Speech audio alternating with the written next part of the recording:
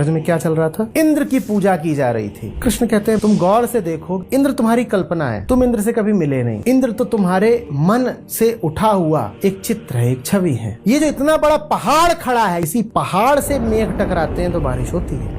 देखो कि इसी पहाड़ की छाया में रहते हो, तो देखो कि तमाम तरह की तुम्हें सुरक्षाएं भी देता होगा। तो कृष्ण कह रहे हैं कि ब्रजवासियों, तुम्हारा अंधविश्वास है, तुम गौर से देखो और देखो कि तुम्हें वास्तविक लाभ मिल रहा है इस गोवर्धन पर्वत से। इसकी पूजा करो। गोवर्धन की पूजा माने किसकी पूजा? तथ्य की पूजा। अब कहानी कहती है कि जब तथ्य की पूजा होने लगी तो तमाम तरीके के उपद्रव पैदा हो गए, बारिश हो गई, और जब बारिश इत्यादि हो गई तो कहानी आगे कहती है कि उस सबसे बचाया भी किसने? पर्वत ने, कृष्ण ने और पर्वत ने। पर्वत माने तथ्य, कृष्ण माने सत्य। वो गोवर्धन कृष्ण की ही बुनियाद पर खड़ा है। बड़ा सांकेतिक है वो चित्र, जिसमें कृष्ण की कनिष्ठा पर गोवर्धन विराजमान है। गोवर्धन की बुनियाद हुए कृष्ण, गोवर्धन का आधार हुए कृष्ण। तुम गोवर्धन पे जाओ और डूब जाओ गोवर्धन में, वहां कृष्ण को पाओगे तुम गहराइयों में।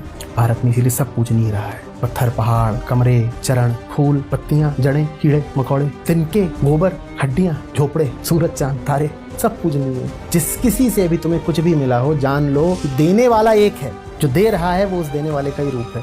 झट से पकड़ लो तो जान गए तुम ही तो हो, तुम ही हो।